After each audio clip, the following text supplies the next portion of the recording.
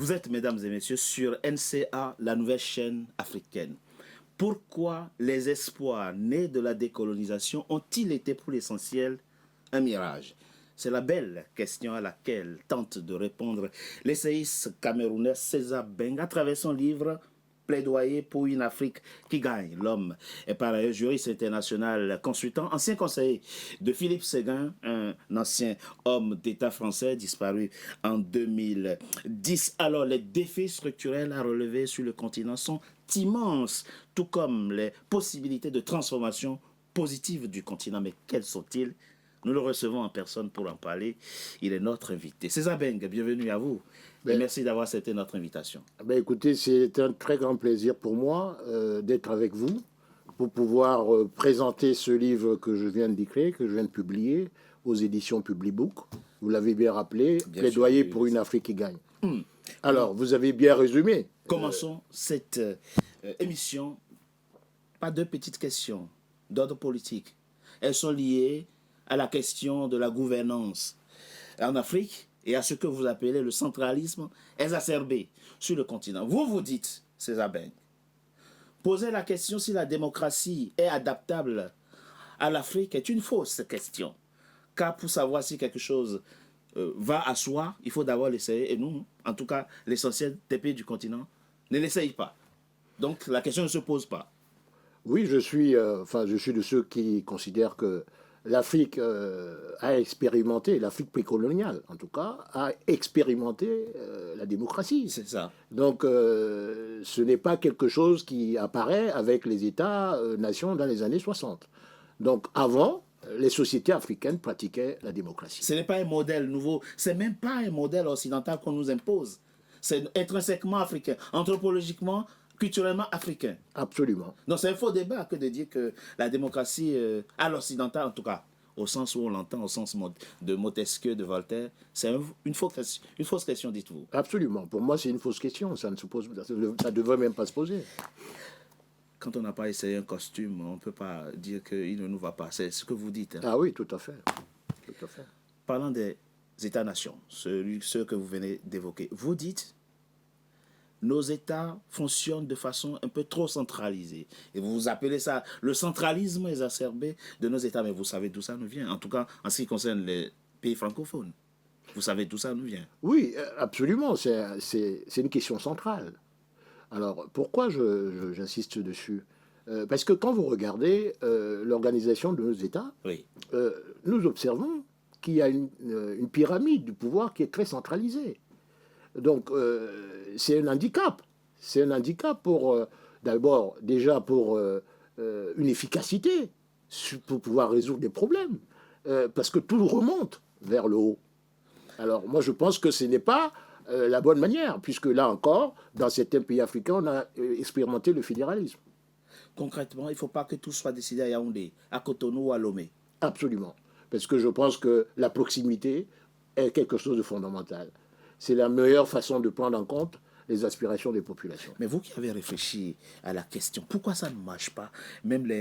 On peut même mettre de côté le fédéralisme, même les politiques de décentralisation. Il y a tellement de lois sur la décentralisation dans nos États en Afrique. Pourquoi ça ne fonctionne pas? Pourquoi il n'y a jamais réellement eu de transfert de compétences et de moyens pour que les collectivités locales se prennent en charge? Je vais vous répondre vraiment, c'est une question très importante. Vous l'avez indiqué tout à l'heure, les États qui sont nés dans les années 60, c'est en fait grosso modo l'État colonial, comme on dit, l'État qui nous a été imposé de l'extérieur, en fait. Oui. Bon, cet État-là, elle avait pour objectif, sur le plan économique, l'économie d'extraction. Donc, oui. En fait, finalement, l'objectif, ce n'était pas de bâtir des États dignes de ce nom, c'est-à-dire étendus sur tout le territoire avec une péréquation qui est quelque chose de fondamental pour le développement. Donc, ces États ont été limités déjà dans les années 60. Alors, ce qui s'est passé, c'est qu'on a accentué cette organisation avec une exacerbation de l'ethnie et la création des partis uniques, en fait. Donc c'est tout ça, en fait, tout ça nous suit jusqu'aujourd'hui. Parce que la difficulté de la démocratie, de la mise en place de la démocratie en Afrique actuellement, c'est le fait, la difficulté de sortir des mentalités du parti unique. Alors, il faut quand même préciser qu'il y a des pays où ça marche. Absolument. Je ne généralise pas. Mais voilà. Bon. Il y a des pays, notamment anglophones, Dieu merci. Où ça marche très bien. Mais ce que vous dites, César Beigne, est très intéressant. Vous dites, la nature même des États hérités de la colonisation, avec les économies extraverties, c'est-à-dire destinées à alimenter d'autres économies, les économies des anciens maîtres, puisque vous parlez d'industrie extractive, la nature même de ces États fait que on ne peut que avoir ce que nous avons actuellement, un État centralisé, exacerbé, où tout se décide dans la capitale. Absolument. Il faut faire comment maintenant?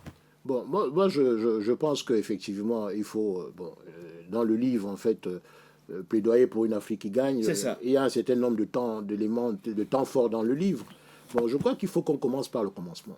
Le premier temps fort dans le livre, c'est celui je parle de l'éducation à la citoyenneté. Exactement. Bon, c'est ça le premier point, le point central. Le premier central dans le livre. Il faut former les gens. Voilà, il faut former les gens, c'est-à-dire il faut former les gens, il faut leur apprendre à avoir des comportements, des attitudes, des pratiques conformes aux exigences de la vie civique.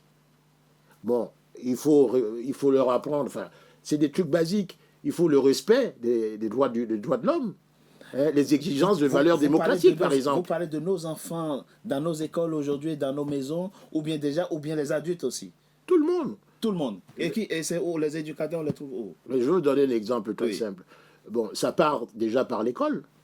Oui. Mais ensuite, comme je disais tout à l'heure, le politique doit impulser une société de débat, une société où le politique assure. Moi, je pense que la citoyenneté africaine, elle est pas satisfaisante. Je vous donne un exemple. Récemment, tous les votes, les Africains ont la difficulté de voter dans des conditions tout à fait efficientes. Oui. Donc, comment vous pouvez être citoyen si vous ne pouvez pas voter, par exemple? Comment vous pouvez être citoyen si vos droits sont bafoués tout le temps? Donc, je pense que le politique, et c'est pour ça que je dis que c'est quelque chose, notre sursaut dépendra de nous-mêmes, de notre capacité à se supporter et accepter les compétences des uns et des autres, et de mettre plus l'accent sur les compétences que sur le contrôle des âmes. Et quand on vous suit, on peut se poser la question, vous parlez il faut éduquer les gens à une citoyenneté responsable. Les éducateurs, on les trouve où? Vous savez, à notre époque, l'instituteur, c'était l'élément clé. C'est vrai. Aujourd'hui, il a été dévalorisé dans nos sociétés. Donc déjà... Il faut redonner ce pouvoir et cette autorité à l'instituteur. Absolument. Donc voilà un exemple tout à fait... Oui, mais si dans la vie sociale, l'enfant ne trouve pas de repères et ne trouve pas l'exemplarité qu'il faut pour que ce que l'instituteur lui enseigne s'applique, là... Vous touchez du doigt, parce que ça se voit que vous avez bien jeté... bien sûr, j'ai lu votre livre. Voilà, donc en fait, le véritable problème, c'est que ça me permet d'aller dans le deuxième temps fort de mon livre, c'est celui de la bonne gouvernance. Oui. Donc, je pense qu'on a tous les mêmes problématiques.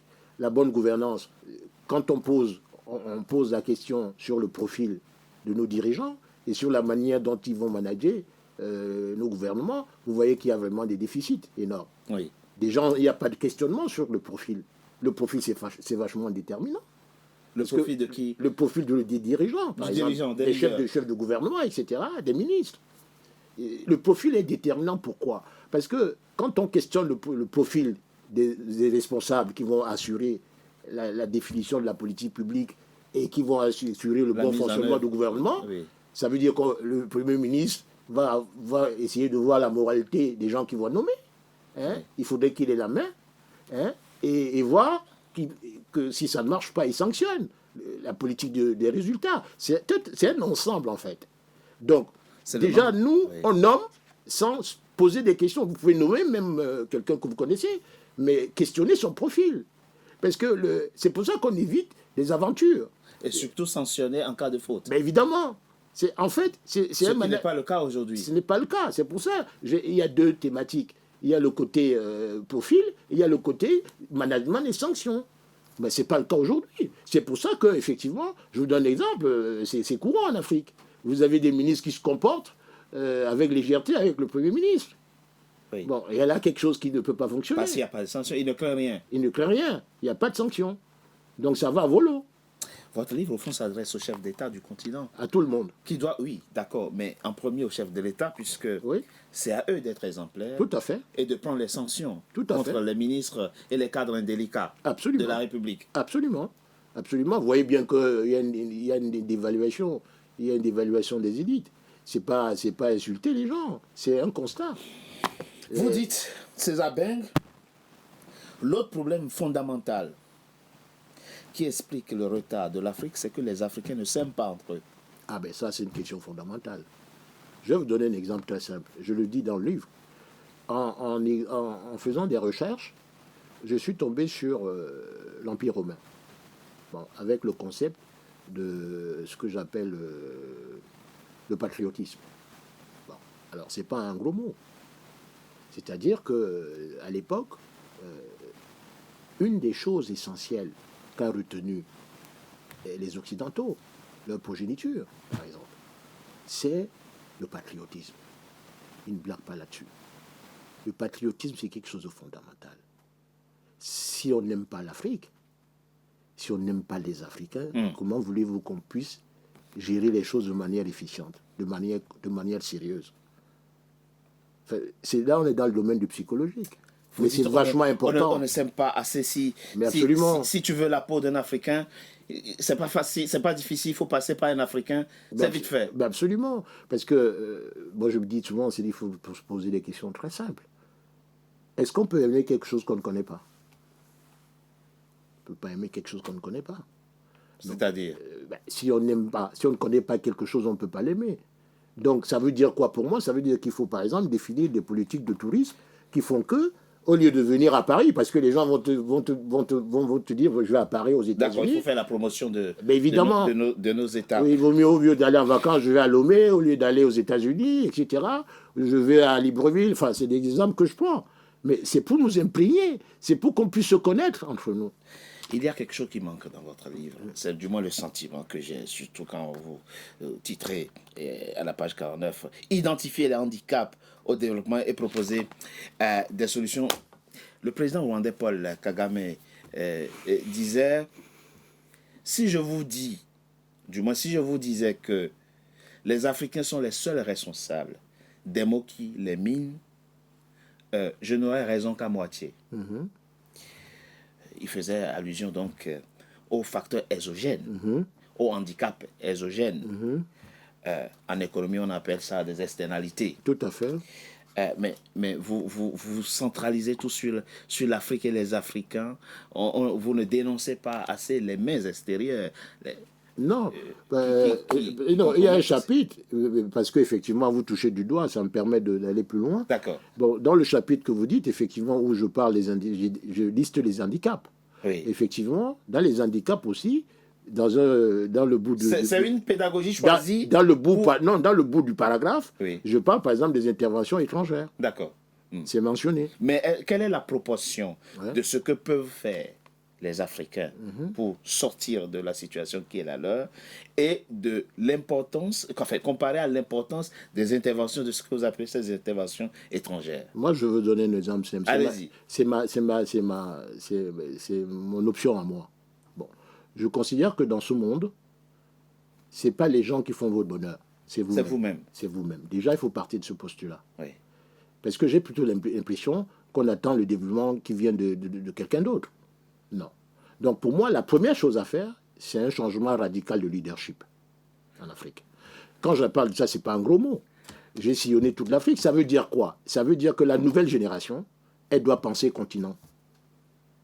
Parce que les petits États, comme nous les internationalistes juristes on les appelle, les États lilliputiens, c'est-à-dire, il faut en sortir. César Beng. Oui. Kadhafi voulait sortir, pas seulement la Libye, le continent entier, de cette indépendance, notamment la question monétaire et la question de l'accaparement des ressources, notamment en hydrocarbures. Il voulait une monnaie pour l'Afrique, une monnaie commune pour l'Afrique. Il voulait créer un fonds africain de développement. Ils l'ont tué. Mais moi, ce que je pense, par rapport à cette question. Oui. C'est que, avant d'en arriver là, bon, par exemple, je pense honnêtement que même dans le canevas dans lequel nous nous situons, nous pouvons améliorer beaucoup la situation de nos populations. Je vais vous donner l'exemple très simple. D'accord. Bon, quand je dis changement de leadership, je vais vous donner un exemple. Je vais vous donner un chiffre qui est parlant. Oui. Vous savez que si on arrive à faire l'union des marchés, c'est-à-dire, quand je dis il faut qu'on se regroupe, l'Afrique, mais c'est ce que je dis, je commence à répondre à votre question. D'accord. L'Afrique sera un des premiers marchés du monde. C'est vrai, plus d'1 milliard de consommateurs. Bon, donc je vais vous dire que c'est plutôt nous qui serons en position de force. Parce que le système tel qu'il fonctionne, ils viendront démarcher ces marchés. Bon, alors, donc le problème qui... Pas tout à fait. Oui, enfin, moi j'essaie de répondre. Ben, si vous êtes 1 milliard de consommateurs, que vous n'avez pas de pouvoir d'achat, vous allez consommer comment? Mais voilà, c'est ce que je vous dis. C'est-à-dire que c'est un ensemble. D'accord. Dans le livre, c'est ce que j'ai dit, l'Afrique qui gagne. J'aborde tout ça.